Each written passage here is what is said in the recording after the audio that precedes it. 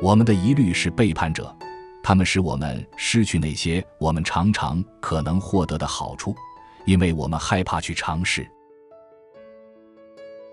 掌握我们命运的不是星星，而是我们自己。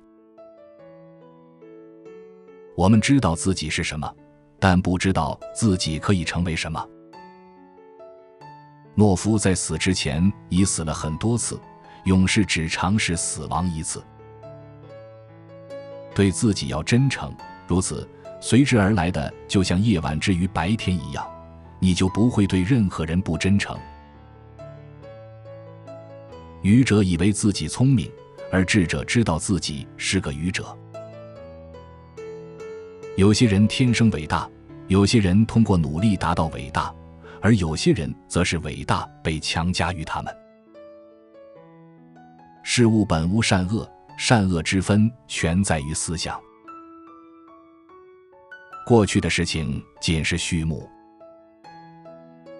人世间有一种潮汐，在洪水泛滥时，它能带来好运。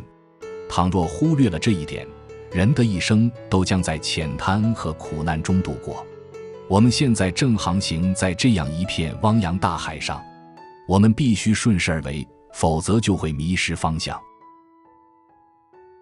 全世界都是一个舞台，所有的男人和女人都只是演员，他们有出口，也有入口。一个人在他的时间里扮演着许多角色，他的戏份有7个年龄段。爱所有人，相信少数人，不做对不起任何人的事。地狱是空的，所有的恶魔都在这里。美德是大胆的，善良从不畏惧。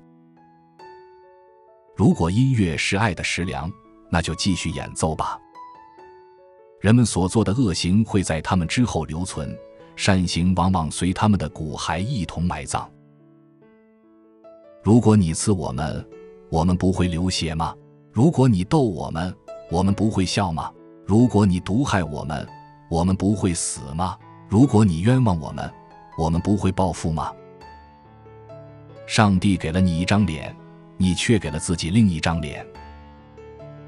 怀疑星星是火，怀疑太阳在移动，怀疑真理是骗子，但永远不要怀疑我的爱。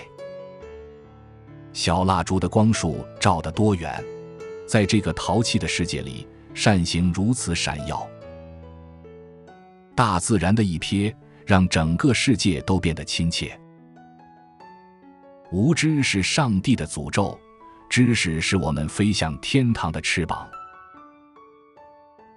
宁愿早到3小时，也不愿迟到1分钟。智慧的父亲懂得认识自己的孩子。从脸上看不出心灵的结构，这是没有技巧可循的。晚安，晚安。分别是如此甜蜜的悲伤，以至于我将说晚安，直到明天。不表达爱意的人，其实并不爱。爱情是由叹息的烟雾制成的。真爱的路从来都不是一帆风顺的。不要把敌人的炉子烧得太热，以至于烧伤自己。勇敢是我的朋友。简洁是智慧的精髓。我们的和平将像巍峨的山脉一样坚固。我们的疑虑是背叛者，他们让我们因害怕尝试而失去可能轻易获得的好处。让欢笑和快乐伴随着皱纹的到来吧。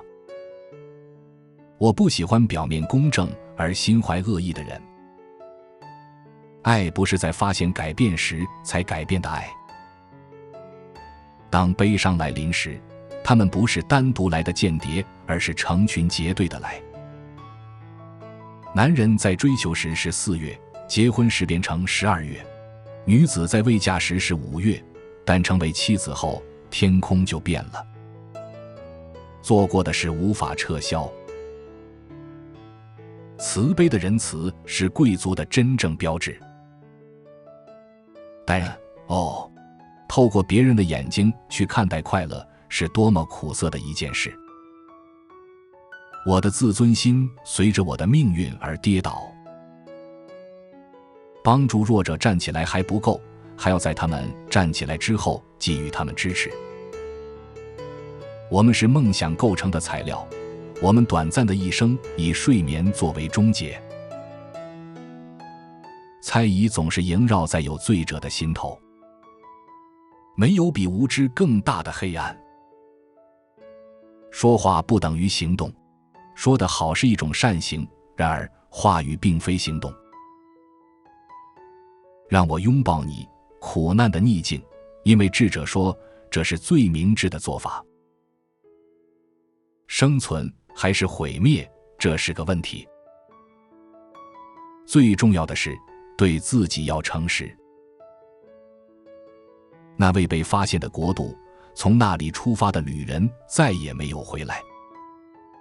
的确，许多伟人曾对人民奉承，而那些人民从未真正爱过他们。忍受我们已有的苦难，胜过逃向我们所不知的其他苦难。在女性身上，是她们的善良将赢得我的爱，而非美貌。一无所有，便无所失。谁能抑制住那颗怀有爱意且勇于表达爱意的心？有很多人头发比智慧还多。时间和时刻会穿越最困难的日子。最危险的诱惑是那种促使我们在爱慕美德时犯罪的诱惑。倾听众人，少言寡语。被诱惑是一回事，堕落则是另一回事。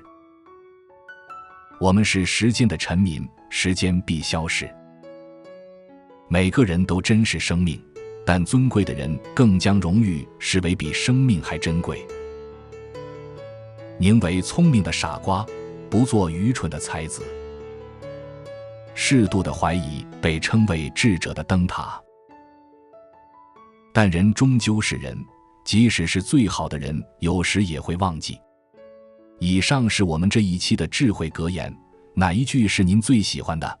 请留言告诉我们，别忘了按赞订阅，开启小铃铛，我们下期再会。